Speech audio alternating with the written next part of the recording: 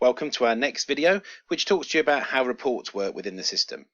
So as with all the videos so far, we start off by logging in to access those features, putting in our username, password, and then pressing login. Now we're into the system, we're going to go into reports. So this is the menu item over here, and you've got a list of all the reports you can jump straight to, or we can go to the dashboard to look at a different view of those. All of our reports in the system will export as a CSV file. So that's a basic text file that will open up into Excel and allow you to play with the data from there. So the different reports we've got available, the contract summary report. So this one gives you a summary of the contract. So each agreement listing the value of the agreement, start and end dates, who runs it, all that sort of thing. The contract contact report. So what this one does is give you all the contact names of the people at the consortia that are running those agreements for you. The agreement supplier report is available in short and full format. What this does is give you the agreement name along with the suppliers that are available on that agreement.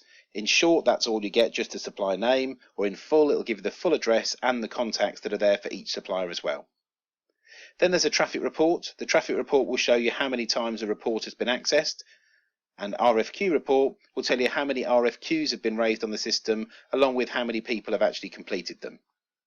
And then we've got custom report, which we'll look at in a few moments. So the first one, let's have a little look at an agreement supplier report. We'll hit the button there, and it gives us a choice which of the agreements we'd like to have a look at. So we'll say we'd like to look at fruit and vegetables, and then hit export. You can see at the bottom of the screen, it's popped up with a box here because this is Internet Explorer, and it's asking me if I'd like to open that file. So I'll open that file up, automatically puts it into Excel, and for this agreement, these are all the lots that are available on that agreement. So you can now save that, or we can just close it if you'd like to run a different report. We'll go back to the reports dashboard now. So you can see you can run that for any of those reports, or we can look at a custom report. Now this is the report that I think you're going to use most often, and what it allows you to do is for you to build the report yourself as to what criteria and what fields you'd like to see in the export. So we'll go into that now. First thing the system wants you to do is give it a name. So we'll extract all of the agreements that NWUPC look after. So we'll put that in.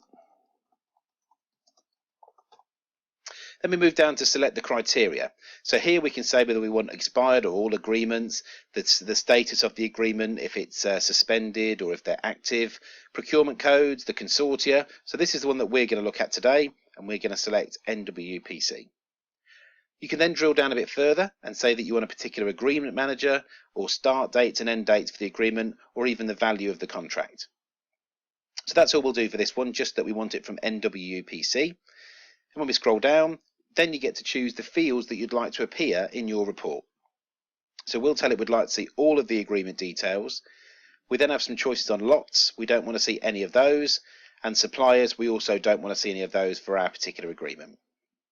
Just to go back up to let you know how you can unselect these, I've used the check all button, which just checked every single one of those for me. But if I didn't want to see the draft and I didn't want to see the number of views it had, you can literally just untick, or you can retick those buttons if you want to have them or not. So now we go to the bottom and we'll hit save. What that'll do, that'll save the report in the system and bring us back to the dashboard. Now we're on the dashboard, we can go into My Custom Reports, because that's where it saves all of the reports that you've created. So you can see here, these are my old reports that we've done before, and I can rerun any of those old reports just by hitting the CSV button over here. Or if I don't need them anymore, I can hit the remove button over here just to get rid of them. So let's have a look at the report we created today. I'm going to click on the CSV button next to NWPC Export. Again, that familiar button at the bottom has come up, and we're going to push open.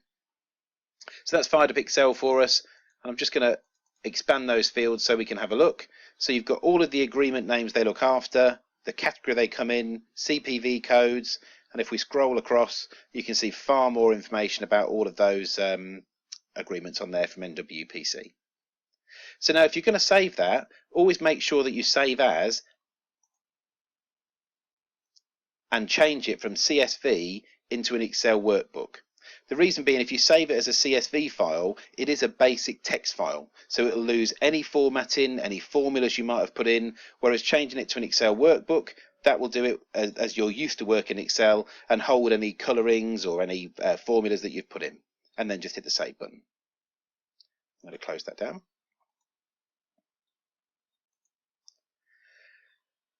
So that's how reports work in the system. You can literally click on them from here, or you can go to that reports dashboard in order to be able to go straight to there and choose from the list there. Okay, and as always, if ever you have a problem with anything, use the support or the reporter problem page and we'll be able to look into that for you.